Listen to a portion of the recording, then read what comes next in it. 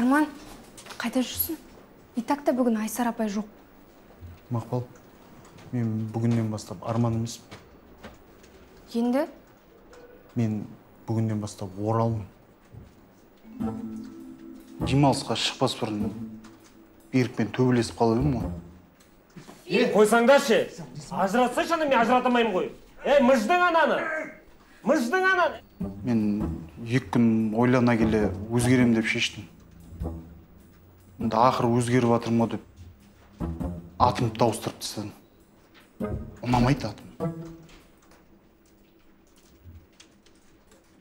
Не болды, екеуің жонырды ма? Аяқ астына кәдімгі. Не көрді?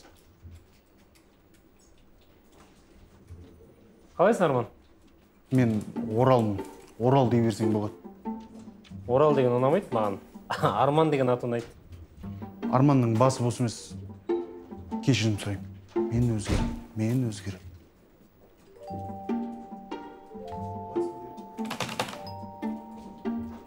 Азамат, Арман қайтшы? Мен онымен енді сөйлеспеймін. Арман менде игнорда. Вообще сөйлеспеймін деп шештім. Игнор мерзімі пожизненно. Тыдыш. Арман, Беріктің сенімен сөйлесуге желаниясы жоқ. Өткендегі үшін кешірім сұраймын. Кеш деп айтшы. Кешірдім дейді. Не өтірік айтасың, шындықты айтсайшы. Кетіп бара жатыр ғой, айтсайшы тез. Кетіп қалып. Ертелек айтпайсың ба? Кәмен кешіріп деп ойлап қалады ғой енді.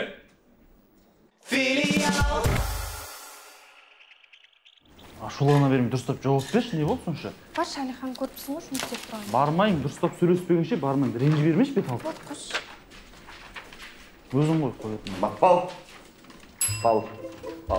Попал, плати, попал, шпал.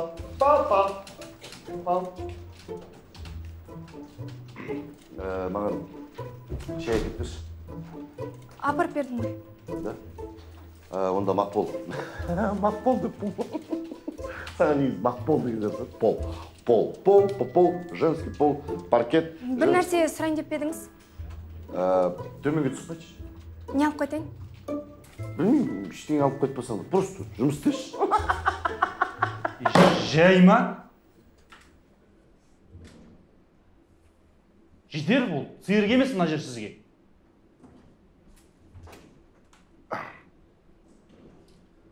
Мақпал, мен кабинеттем.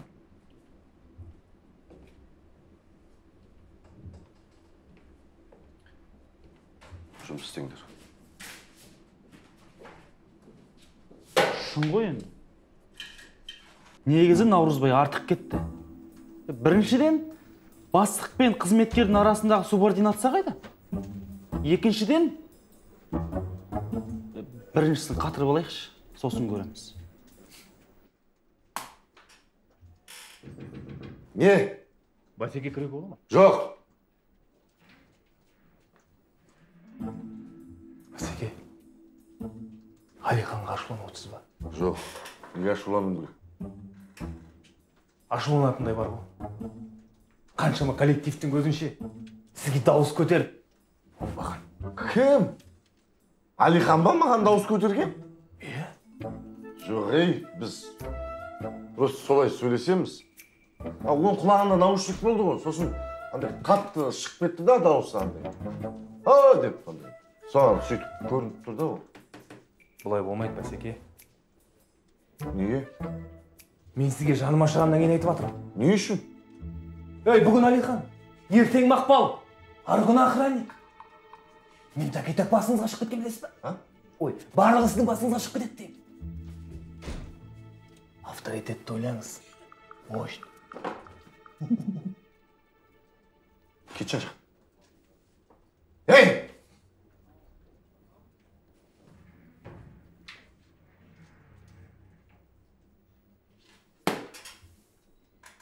Берік, өткендегі жолы сөйлесейік. Азамат! Біз посредник сөйлесе аламыз ба? Айтшы. Не болды, тыныштық па? Айтшы. Өткендегідей өліп таяқ жегісі келмесе, жорамасын деп айтшы маған. Арман, бейтші, настроенсі болған кезде келші, сөйлесші. Досының настроенсі қашан болады? Естіп тұрсың ғой? Жоқ, не деді? Кетіндерші, мен араластырмайын. Жоқ, Берік, сен түсінсең, мен әдейі істеген жоқпын. Берік. Ауыл менен қала, көші менен дала, естіп тұрған жоқпын сені ғана. Филиал.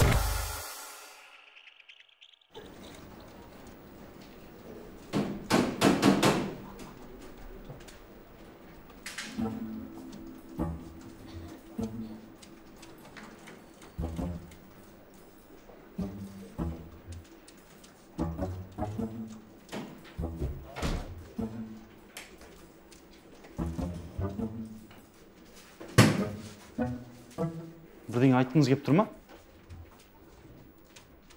Алихан бағанағы үшін мен ренжігем жоқ, соны айтайын деп.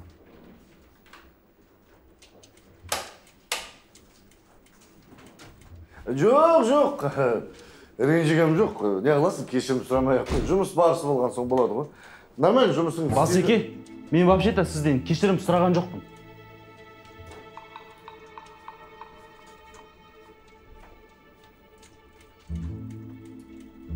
Мен кабинетте боламын.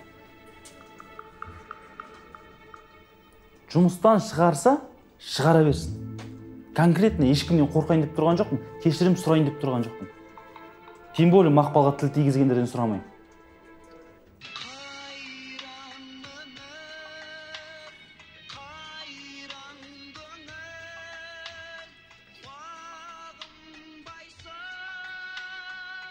Süydürüp güydürüp şalt etkin sağımdaysın.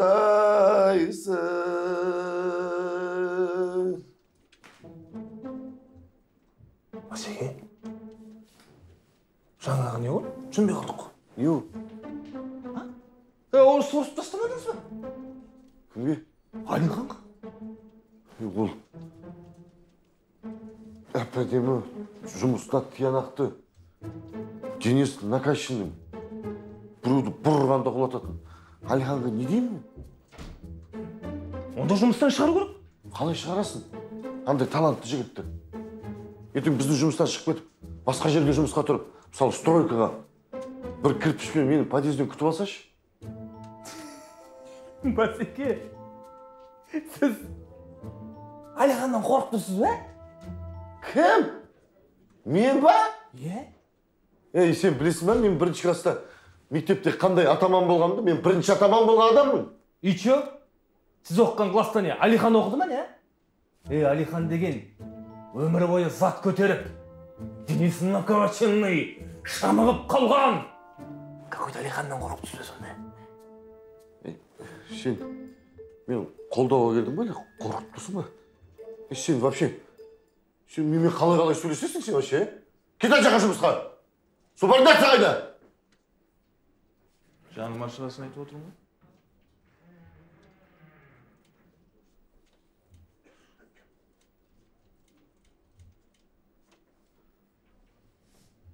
Негізі дұрыс айтады. Авторитетті жоғалтпау керек. Ситуацияны қол алу керек болып тұр.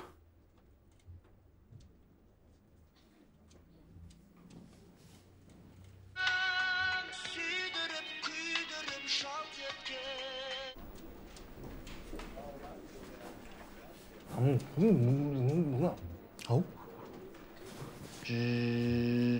Арман, сен маған көмегің керек. Сондықтан да игнор уақытша тоқтатылады. Не көмек? Басекең Алиханды орнына қоюға доғы жетпей жүр. Соған көмектесу керек. Енді оған мен не қатысым бар? Біз басында оң қол, сол қол деп уәделескен жоқпыз ба? Ондай нәрсені оң қол шешеді. Басекең солақай ғой. Мен жұмысым көп, Арман. Сосын мен ондай нәрсеге бармаймын, мен өзгеріп жүрмін.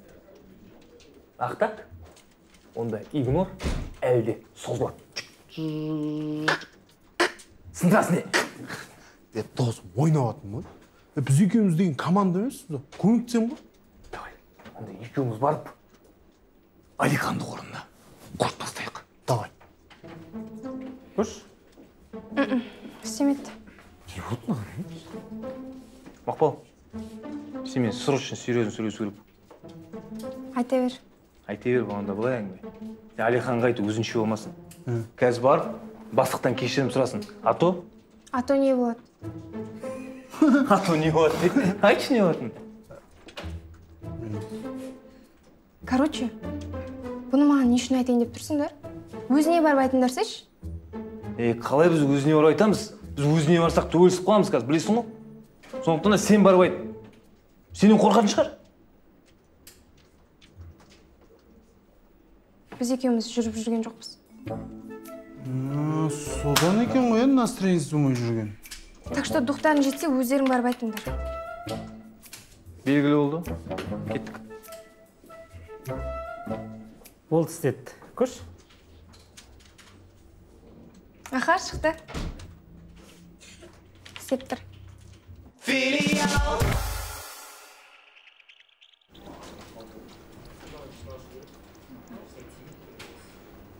Так, офис.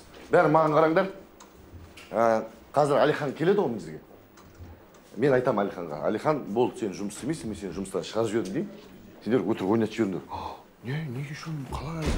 Е? Басеке, соны айтпасаңыз да білмей отыратын ек қой. Соны айтам. Ойнатып жіберіңдер сен. Қазір келген кезде андай. Сеніп қалсын да. Шақырдыңыз ба? Иә, Алихан. Алихан, в общем, әңгіме былай. Бүгіннен бастап сен жұмыс істемейсің, мен сені жұмыстан шығардым. Не? Ертең жұмысқа келмей қой болды. Келесі айдың да ақшасын төлемейді болды. Сонымен бітті. Сонда просто өзімнің ойымды жеткізгенім үшін таңертең сол үшін жұмыстан қуып жатсыз ба? Әлде мен жұмысына мін бар ма? Айтсаңдаршы. Әлде мен жұмыс уақытында жұмыс істемей, әркіммен ойнап, мазақтап, қылжақ бастанып жүрмін ба? Жарайды. Жарайды. Жұмыстан шығарсаңыз шығарыңыз, бірақ біліп қойыңыз. Ертең мен сіздің үстіңізден заңсыз жұмыстан шығарды деп арыз жазамын. Алихан, біз ойнап істеп отырмыз ғой, бұл пранк қой.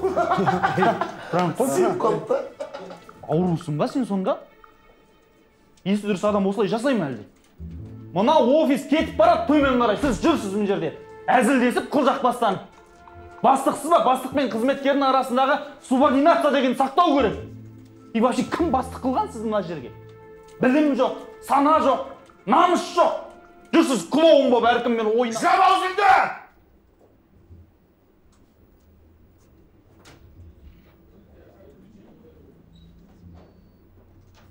Так, офис. Бәрі шығыңдар. Біз Алихан екеуміз сөйлесуіміз керек. Офис емес, екеуіңіз шыққандарыңыз ыңғайлы болмай ма? Берік! Шық дедім саған! Енді бір дерзкий төбелес болайын деп тұр. Оң жақта шымырлы Алихан мен сол жақта ішінде арыстан оянған бастық. 1, 2, 6. Fight! Басеке, кішкене эмоцияға беріліп кетіппін, айып етпеңіз енді.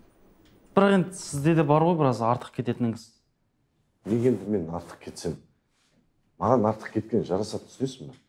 Мен бастықпын да. Эмоцияға берілуге болмайды жұмыс барысында. Сен ойлашы, мен эмоцияға берілетін болсам, не болады мен жердің бәрі? Бәрін тырқырап жұмыстан қуам ғой мен. Эмоцияға берілмеңдер. Ұят болады. Жарай ма? Түсіндім бәрі. Айып етпеңіз, қайталанбайды енді. Кешіріңіз.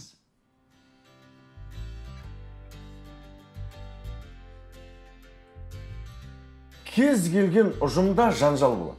Кез келген. Енді оның алдын алу қалай деп ойлап тұрған шығарсыздар енді. Мен енді айтайын, білікті маман ретінде, тәжірибелі бастық ретінде, жанжал енді басталайын деп жатады ғой. Енді басталайын деп жатқан кезде мен ішімдегіні бүкпей, жасырмай, бетіне айтып тастаймын. енді от топ лаулап осы жанайын деп жатқан отқа су құйып жіберген сияқты ғой. Сонда бәрі басылады. Бәрі өз орнына келе қояды.